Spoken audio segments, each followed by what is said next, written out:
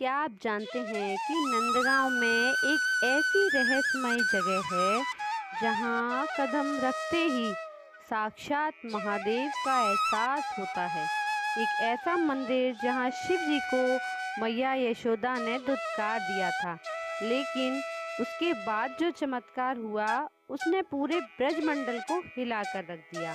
आज हम पर्दा उठाएंगे आचेसर महादेव के उस राज से जो शायद ही किसी ने आपको बताया हो, और ये कथा नंदगांव की है।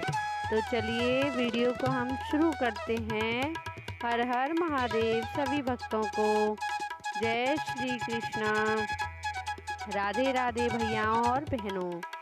दोस्तों, ब्रजभूमि के बारे में कोई ने एक बात सच्ची कही है कि ब्रज की रज में वो जादू है जो त्रिभुवन के स्वामी को भी घुटनों के बल झुका देती है।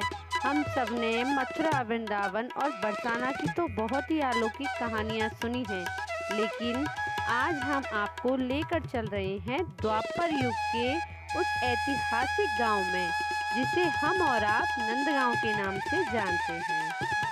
तो नंदगांव के बारे में आपको मैं वीडियो में बताने वाली हूँ।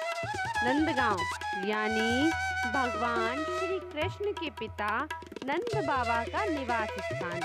लेकिन भैया, सोचने वाली बात यह है कि विष्णु जी के पूर्ण अवतार श्री कृष्ण के इस पावन गांव में देवों के देव महादेव का इतना बड़ा रहस्य क्या कर रहा है?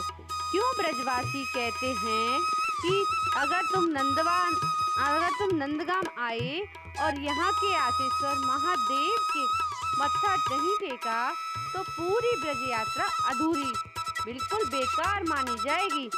आज के इस 10 मिनट के वीडियो में मैं आपको सिर्फ एक कहानी नहीं सुनाने वाली, बल्कि द्वापर युग के उस रहस्यमयी मोड़ पर ले चलूंगी जहां शिव और कृष्ण का एक ऐसा मिलन हुआ जिसने सृष्टि का इतिहास ही बदल दिया। अगर आप भी सच्चे सनातनी हैं तो दिल थाम कर बैठिए और चैनल को अभी सब्सक्राइब कर लीजिए, क्योंकि आज का सफर बहुत ही दिव्य होने वाला है। तो भैया, कथा शुरू होती है तब से जब कंस के कारागार से निकलकर हमारे प्यारे ठाकुर, हमारे कन्हैया नंद बाबा के आंगन में आ गए।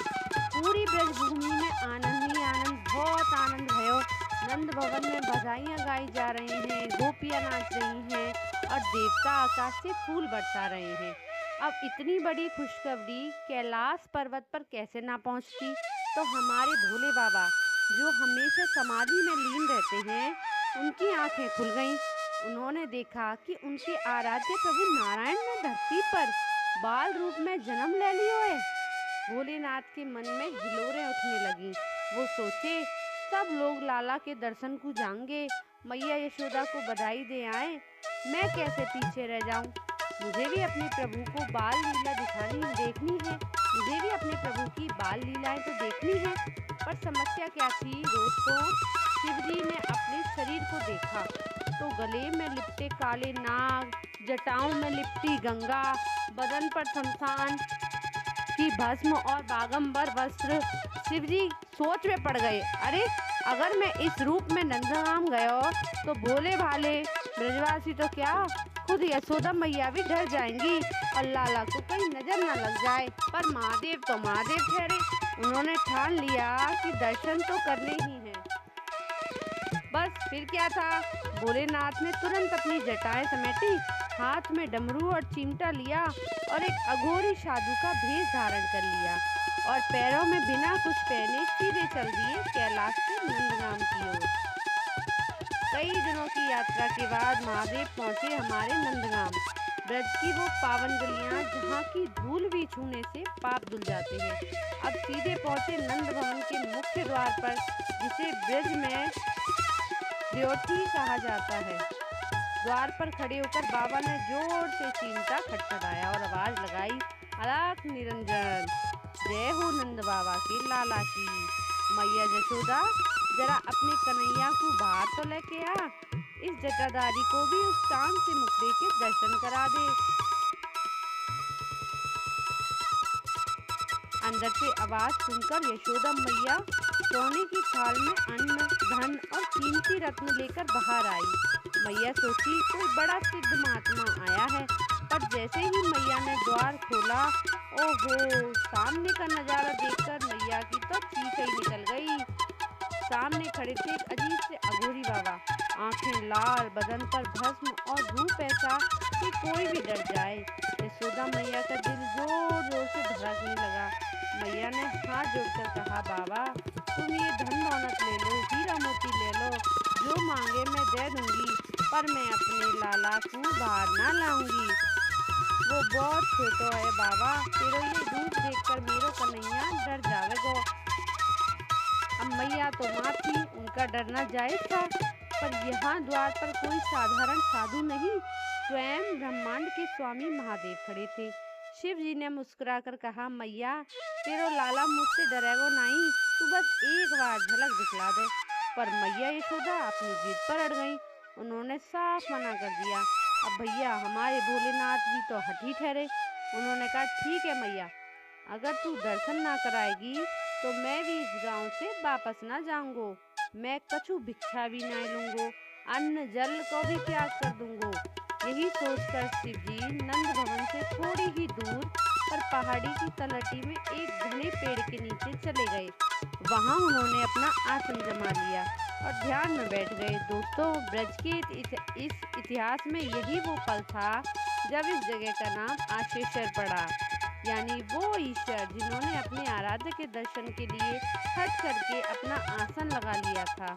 और जैसे ही शिव जी वहाँ आसन जमा कर बैठे, उधर नंद भवन के अंदर एक नया ही कोतक चमत्कार हो गया। जो कन्हैया अब तक शांति से सो रहा, अचानक अपनी आंखें खोली और जोर जोर से रोवे लगा। ऐसा रोना कि पूरा नंद भवन गूंज उठा। मैया ने उन्हें गोदी में उठाया, दूध पिलाया, खिलौना दिए, पालने में झुलाया, राई नमक से नजर भी उतारी, पर कन्हैया चुप होने का नाम ही नहीं ले रहे। उनका रोना तो बढ़ता ही जा रहा, बढ़ता ही जा रहा। मैया यशोदा बहुत परेशान हो गई, नंद बाबा भी हैरान, आखिर हमारे लाला को हुआ क्या है। पूरा गांव इकट्ठा हो गया, पर कन्हैया चुप नहीं हुआ।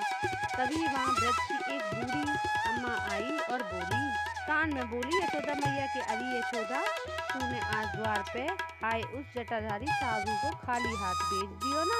अरे बोली मैया, वो कोई साधारण अघोरी नहीं थे, वो तो स्वयं तीनों लोगों के नाथ महादेव थे। तेरो ये लाला उन्हीं के वियोग में रो रहा है। जब तक वो बाबा इसे ना निहारेंगे तेरो लाला चुप नहीं होवेगो। मैया यशोदा को अपनी भूल का एहसास हुआ।